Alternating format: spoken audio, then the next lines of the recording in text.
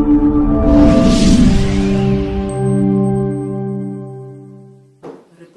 women in Kenya. Good morning. My name is Patrick Karanja. Good morning. My name is Desmond Rasugu, Clerk Assistant to this committee. Sub-services. Good morning. My name is Mwanamisi Ali, Research Officer.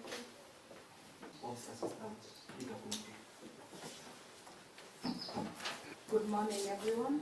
My name is Sakina Halako, Senior Personal Secretary. Okay. I think the other guests are members of the fourth estate. I'm not so sure they want to be known, but they are welcome.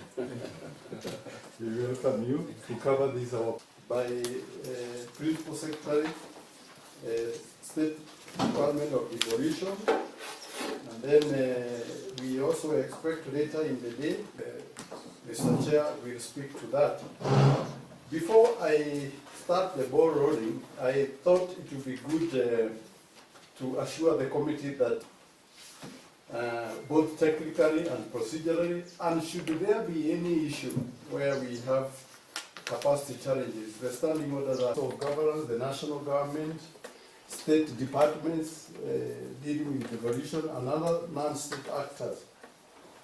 What the mandate of the committee is, we'll also point out areas where the committee can zero in.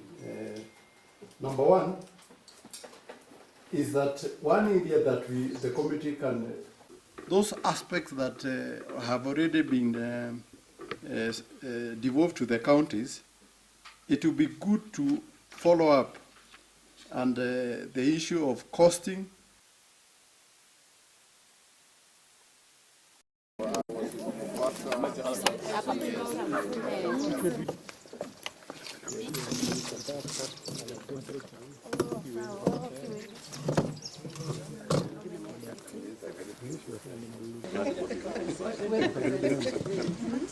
Sasa tutakukaribia sana. It's only Hazel. She's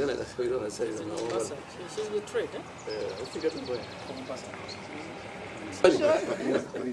Yes, my one. Guys, you got to take the photo. Okay.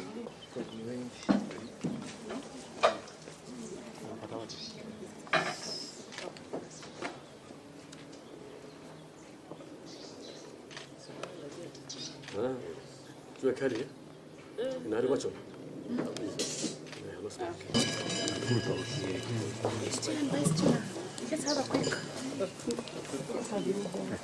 There are many people who have lost money through the pending bills.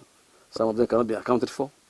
So we want to verify all those things. We want to call the governors to at least tell us what is the position of the pending bills, because billions of money, shillings are missing. And one is actually those people who invested their own money in projects of for the counties and did the work have not been paid for the last 5 years. And it is in tune of millions. If you look at it, like only in Nairobi, it's 100 billion, not even million, billions actually. If you look at my own county, Wajir, 5.5 billion. So we don't know whether, in any case, this money has already been budgeted for and it has been paid by the national government. But we want to see why this excess fund has gone. How comes that, we have a control budget, we have auditors, how comes that this kind of, enormous resources can be spent without any proper accountability? So this committee now has a lot of, our honors and our responsibility now is to oversee that everything that in the county, that money goes to the county is well spent. So we want to also, there are also issues of boundary conflicts in various counties. Actually, there are many. Last time the committee was in Meru to see the issues, to see what is happening with the governor and the assemblies. We had the opportunity to talk to them both parties to reconcile. We will still follow up more, and make more visits, and hopefully we'll succeed in reconciling the two teams. Two, we had a visit also in Tharaka-Nithi, where there was a conflict. There was a bit of misunderstanding on where to relocate the county headquarters. The national government on one side, staying in the old place where they moved from, that is Shagoria, and the county has moved to another town. So it was what was called? Kadwana. So, of course, the government have to work together, both the county government and the national government. And therefore, the Wananchi have to get their services in one point. They cannot be going from one place to another place. So we are also trying to solve that problem, and I think that one we have amicably solved it. The only issue is actually infrastructure development. We have to follow about the infrastructure. Actually, there are many. It's Kiambu, Kericho, also there's now Kisii is having also an issue. So we will all visit them and see how best we can be able to handle and solve that problem. Because what we want to do is actually, before this problem escalates further, we want to have an intervention so that at least when it's still able to be controlled, we'll be able to solve the problem. Therefore, it's actually one of our biggest programs that we need to do today. We are planning, as we plan ahead, that we want to visit all those counties where there is at least a bit of understanding between the two, the executive and the assembly. And I think that one, the program is already developed, and we'll move forward, God willing. Meru followed the decision of the select committee of the Senate that had actually looked into the issue of the impeachment of the governor of Meru. When we went to Meru, we were trying to make a follow-up, basically to try and heal the two sides so that they can move. Our conversation with both the governor and the county assembly was that they are willing to work with each other. We were able to tell them the roles of either team and the importance of that cooperation and working together between the county assembly and the executive, and both were able to appreciate that. You may have noticed that in a few of the meetings, we've seen the governor in meetings in wards with some of those MCS. So we believe the issue is being resolved.